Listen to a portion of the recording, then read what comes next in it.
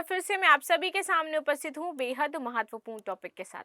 आप सभी को याद होगा कि कुछ दिन पहले नवजोत सिंह सिद्धू जी ने एक बयान जारी किया, जिसमें उन्होंने बोला कि उन्होंने अपनी वाइफ का जो कैंसर ठीक किया है वो हल्दी और नीम उनकी डाइट में शामिल करवाया, शुगर को बिल्कुल खत्म कर दिया एंड देन उनकी वाइफ जो है ठीक हो गई।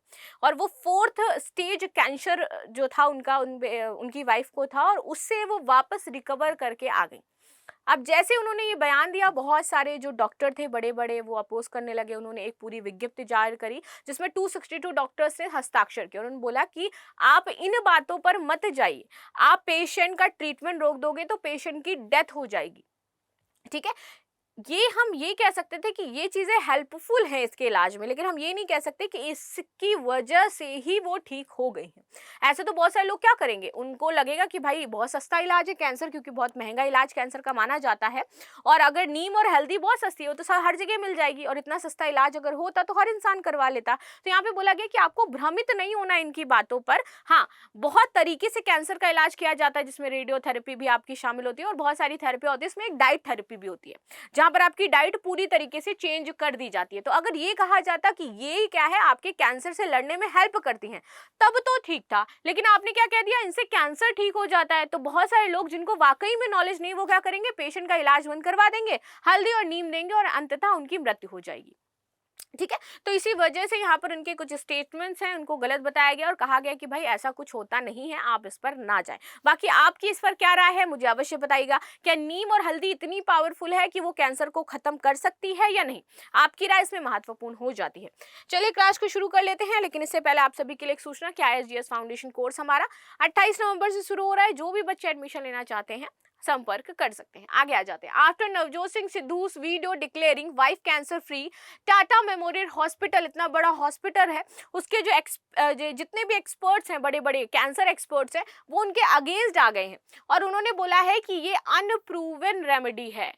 इसका कोई प्रूवन किसी भी किसी भी संस्थान द्वारा या किसी भी डॉक्टर ने ये नहीं बोला है कि आप इसको यूज करोगे तो आपका कैंसर ठीक हो जाएगा। ठीक है, चलो अब आ जाते हैं इस पे।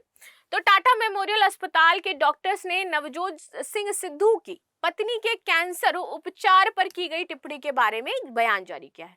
उनका कहना है कि वह वैकल्पिक चिकित्सा पद्धतियों के कारण नहीं ठीक हुई हैं जो आप बता रहे हो, बल्कि उन्होंने प्रॉपर उपचार लिया है, कीमोथेरेपीज करवाई हैं, बड़े बड़े डॉक्टर्स आए थे, तब वो कैंसर से मुक्त हुई हैं। सिद्धू ने सुझाव दिया था कि एक विशेष आहार और जड़ी बूटियों से उनकी पत्नी जो है वो पूरी तरीके से ठीक हो गई है। ऑरेंज वगैरह खाया उन्होंने और ये यहाँ पर उनकी पूरी डाइट थी। यहाँ पर मैंने डाइट चार्ट आपको इसलिए दिखाया है ताकि ये हेल्पफुल हो सकता है, पर इससे ये नहीं कह सकते हो कि इससे ठीक हो सकता है। था क्या, इनका कहना था कि सुबह 10 बजे आप नींबू पानी पीजिए, खाली पेट गर्म पानी, कच्ची हल्दी, लहसुन और सेब का सिरका डाल करके। ठीक है, आधे घंटे बाद आप नीम और तुलसी के 10-12 पत्ते लें, उनको खाएं। चाय पूरी तरीके से आपको बंद करिए, यानी कि शुगर को इस डाइट से रिप्लेस किया गया है। सुबह की चाय की जगह आप काढ़ा पी सकते हैं जिसमें दालचीनी, लौंग, छोटी इलायची, मामूली सा गुड़ डालते हैं।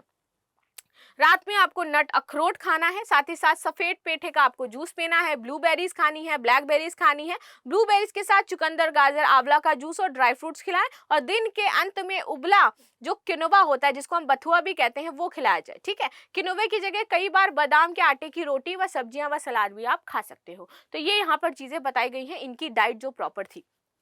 ठीक है, तो इन्होंने बोला कि भैया आहार और जीवन शैली में हमने इसको ठीक कर लिया। कैंसर विशेषज्ञ अब इस पर क्या कहते हैं, जो एक्सपर्ट्स हैं। देखिए, डॉक्टर ने कहा कि हल्दी और नीम से उन्होंने कैंसर को मात नहीं दी है, बल्कि सर्जरी और कीमोथेरेपी के कारण वो ठीक हुई हैं। उन्होंने कहा कि हम आम जन से अनुरोध करते हैं कि यदि किसी में कैंसर का कोई लक्षण हो तो चिकित्सा या कैंसर विशेषज्ञ से सलाह लें, ना कि इस डाइट पर जाकर के अपनी मृत्यु को सुनिश्चित कर लें। कैंसर का इलाज संभव है, बशर्ते यदि समय रहते इसका पता चल जाता है। तो कैंसर का उपचार हम सर्जरी से करते हैं, रेडिएशन थेरेपी से करते हैं, कीमोथेरेपी से करते हैं, और इसमें एक आपकी डाइट थेरेपी भी होती है जो शामिल है, उस तरीके से किया जाता है। वर्तमान में यदि मैं बात करूं तो 200+ टाइप के कैंसर मौजूद हैं इस धरती पर, आप सभी को यदि पता हो। सिद्धू ने कोई सबूत नहीं पेश किया है। ठीक है, तो टाटा मेमोरियल अस्पताल के पूर्व और वर्तमान मिला जुलाकर 262 कैंसर विशेषज्ञ हैं, ठीक है, जिन्होंने इस बयान पर हस्ताक्षर किया। कि सिद्धू ने अपने दावे के समर्थन में कोई सबूत पेश नहीं किया है। इसमें कहा गया है कि इसमें से कुछ उत्पादों का अनुसंधान जरूर चल रहा है। यहाँ पे ये कहा गया कि इनमें से कुछ जो इन्होंने उत्पाद बताए हैं ये अभी रिसर्च प्रोसेस में है, और रिसर्च प्रोसेस में है इसका मतलब ये नहीं कि इनको हमने फाइनलाइज कर दिया, लेकिन इन्होंने इनकी डाइट में बहुत हेल्प किया है और ये हेल्पफुल इसलिए हो जाते हैं, इससे आपका जो कैंसर है वो जल्दी रिकवर हो सकता है। लेकिन कैंसर अलग अलग टाइप के होते हैं, तो हर कैंसर में ये रेमेडी उपयोगी है ये संभव नहीं होगा। ठीक है, इनके कैंसर में ये मान लीजिए सहयोगी थी, अदर किसी और को किसी अदर टाइप का कैंसर है, मान लीजिए वहां पर ये रेमेडी आपकी उपयोगी नहीं है, तब वो व्यक्ति क्या करेगा। लेकिन वर्तमान में एंटी कैंसर तत्व के रूप में उनके उपयोग की सिफारिश करने के लिए कोई क्लिनिकल डाटा मौजूद नहीं है। आगे बात करते हैं, कैंसर से 200 से भी ज्यादा प्रकार हैं। लक्षण की शुरुआत पता चलने तो 10% 70% तक आप समझते हो कि इसका इलाज संभव हो जाएगा। ठीक है, यहाँ पर बोला गया है कि भाई 200 से ज्यादा आपके कैंसर है और ये पहले ही पता चल जाते हैं तो 70% का हम क्या कर सकते हैं, इलाज करवा सकते हैं। इशारा कैसे आपको पता चलेगा कि कैंसर है, आप देखोगे कि आपको लिवर और टेस्टिकुलर या ब्रेस्ट कैंसर अगर है तो दर्द का मतलब है कि कैंसर कई अंगों में पहुंच चुका है, अगर ऐसा हो रहा है। गर्भाशय कैंसर में पीरियड्स के दौरान, ब्रेस्ट कैंसर में पीठ दर्द होता है, तो जिनको भी पीरियड्स के दौरान पीठ दर्द ज्यादा देखने को मिला है पीरियड्स के दौरान, तो उनको ये कैंसर हो सकता है। ठीक है, कैंसर में कुछ खास लक्षण दिखने पर पुरुषों को कुछ टेस्ट जरूर कराने चाहिए।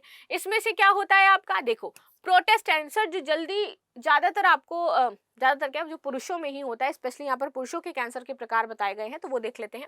आमतौर पर जो प्रोस्टेट कैंसर है इसका खतरा 45 साल की उम्र के बाद रहता है, लेकिन कम उम्र में भी खराब जीवन शैली और फैमिली हिस्ट्री के कारण आप देखोगे कि ये मामले देखने को मिलते हैं। इसमें दिक्कत क्या होती है, अगर कोई मेल पेशाब कर रहा है तो उसको दर्द होगी, उसमें बहुत ज्यादा दिक्कतें होंगी, और इसका मतलब ये है कि शायद, कंफर्म नहीं, शायद आपको ये कैंसर हो सकता है, तो इसके लिए आपको टेस्ट करवाना है।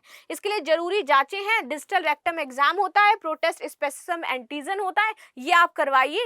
ये टेस्ट आप करवाओगे तो आपको पता चल जाएगा कि आपको ये कैंसर है या नहीं है। ठीक है, तो प्रोस्टेट कैंसर का ये है। इसके बाद आता है टेस्टिकुलर कैंसर। ठीक, ये माना जाता है कि 20 से 54 वर्ष की उम्र में आपको देखने को मिलेगा और शुक्राणुओं का निर्माण करने वाले अंडकोशों से जुड़ा होता है।